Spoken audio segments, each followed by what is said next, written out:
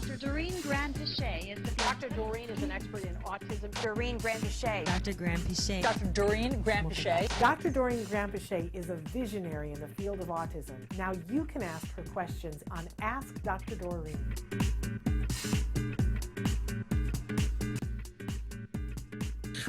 Okay, and then another question that came in last night from a different person. My partner thinks I'm faking my autism and always tells me I'm being mean and rude, literally, every day, all day.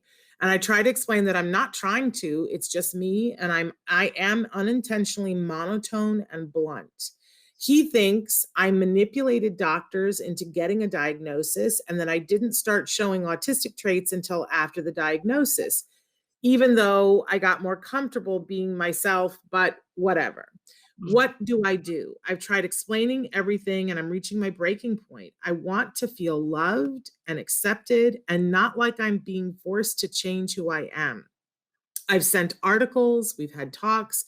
I even started therapy. He won't accept me, but I love him. Will I ever find someone to accept me and not bully me? He makes fun of all of my special interests. How do you break up with someone? I don't know what to do. And I'm sending hugs. That devastates me. Yeah, that's a tough one, but I have a couple of different things I want to say about it. First of all, we all kind of need to be in relationships where we feel accepted and loved. So let's start there and say we acknowledge you. We understand where you're coming from. And I also give you a hug for that. But in addition to that, I want to say relationship is a two-way thing. And Shannon, you said something as we were discussing the previous question, at the end of the discussion, you said, accommodations are important as long as they don't infringe on the other person's as long as you're kind of thinking of the other person's rights as well. And that is, I think in some ways applies here as well. So, I think it's not about the diagnosis for this second question. It's not really about whether or not you have the diagnosis.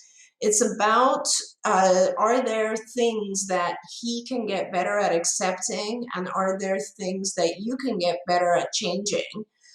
Because when we're in a relationship, we compromise. We compromise, and in order to keep the relationship, in order to be loved, in order to be accepted, we both have to work at it.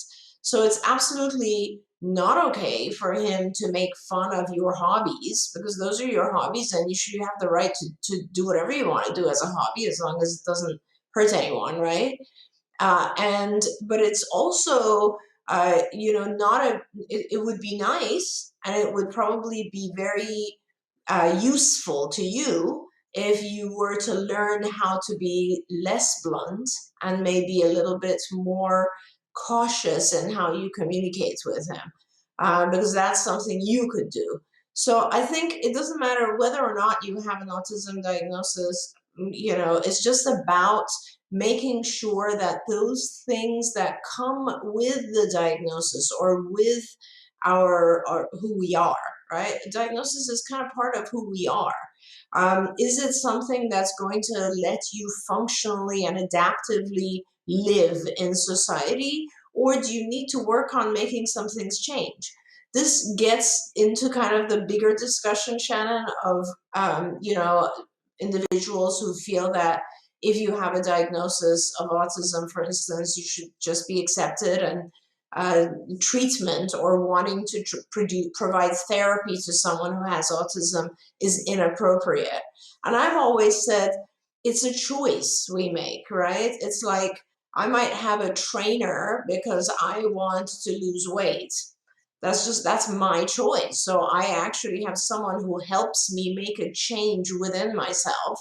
I might have a teacher who's going to teach me a different language, or to play in whatever it is. Or I might have someone who's going to help me not lose my temper and get angry, or whatever it is, right?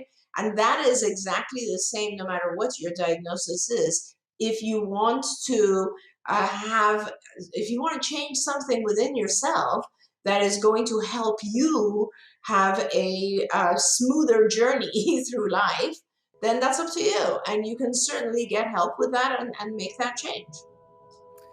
Okay, wonderful. And I really appreciate that. Thanks for watching Autism Live. If you found anything helpful in this video, please give us a like. In fact, make sure that you smash that subscribe button on YouTube and give us a like on Facebook.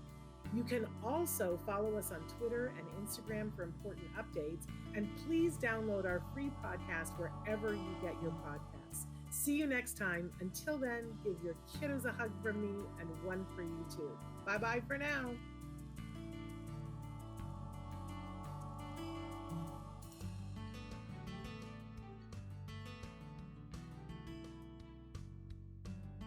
To subscribe, click here. And if you'd like to check out some more of our videos, click here.